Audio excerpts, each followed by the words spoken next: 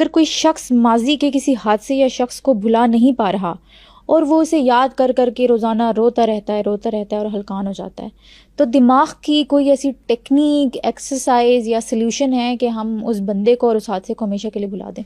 हम पहले इंसान की बात कर लेते हैं, ठीक है। ये हम ऐसे हम लेट्स टॉक फ्रेंकली के ये ऐसे केसेस आते हैं जहाँ कोई दो लोगों का आपस में रिलेशन बना, कुछ ऐसा रिलेशन रहा, फिर ब्रेकअप हो गया। अब वो आदत है, याद है, वो चीज़ चलती है जहन में, किसी को भुलाना ज़रूरी है। तो सबसे पहले तो मैं ये बताता हूँ कि किसी को भुलाने की कोशिश करना ये एक रॉन्ग स्ट्रेटजी है। हमने अच्छा, किसी को भुलाने की है। कोशिश ही नहीं करनी। लेकिन कहते नहीं है कि नेगेटिव चीज़ों और ख्यालों और लोगों को तो हमेशा के लिए भुला देना चाहिए? मैं बताता हूँ।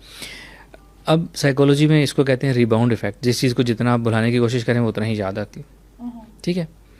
अब एक और आपको मैं साइकोलॉजी का कॉन्सेप्ट देता हूँ। अगर मैं आपसे कहूँ कि सफ़ेद हाथी के बारे में ना सोचें तो सोचूंगी, जाहिर सी तो बात आपके है, जहन में पहले दिमाग में तो सफ़ेद आएगा ही। हाथी आएगा, इमेज बनेगा, फिर आप कहेंगे अच्छा इसको नहीं सोचना।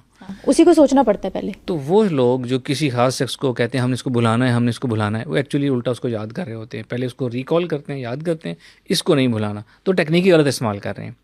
पहली तो बात टेक्निक गलत है, इसको रिबाउंड इफेक्ट कहते हैं साइकोलॉजी में, उल्टा उतना याद आता है। और किसी को भुलाने की हमें ज़रूरत भी नहीं है, हम सिर्फ उसके ओवर साइकोलॉजिकल इफ़ेक्ट्स को ख़त्म करना चाहते हैं।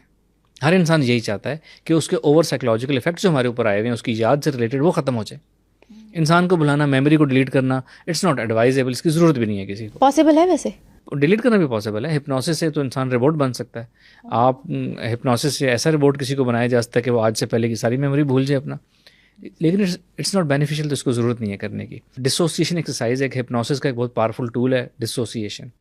डिसोसिएशन ये होती है कि आप इंसानी जहन जो है हमेशा तस्वीरी शक्ल में सोचता है। आप जिस शख्स को भुलाना चाह रहे हैं, नहीं भुला पा रहे, जब आप उसके बारे में सोचेंगे आपके जहन में कोई तस्वीर बनेगी। अब आपने एक छोटी सी एक्सरसाइज करनी है कि अपने जहन को ढीला छोड़ना है। वो जो तस्वीर बनी है उस तस्वीर को आपने अपने आप से दूर ले जाना है, आहिस्ता आहिस्ता दूर ले जाना है। दूर ले जाके उसको छोटा होते होते देखें, ब्लर हो रही है, छोटी हो रही है, ब्लैक एंड वाइट हो रही है, आहिस्ता आहिस्ता वो हवा में डिज़ोल्व होकर तस्वीर ख़त्म हो रही है। फिर उस शख्स से किसी और याद को सोचें, एक इमेज बनेगा, उसको इसी तरीके से डिसोशिएट कर दें। जितनी यादें बनेंगी उनको ऐसे करके डिसोशिएट कर दें। और ये इतनी ज़बरदस्त एक्सरसाइज है कि ये सेकंड्स में एक्सरसाइज करने के फ़ौरन बाद इमीडिएट इंस्टेंट रिलीफ देती है आपको उन चीज़ों से।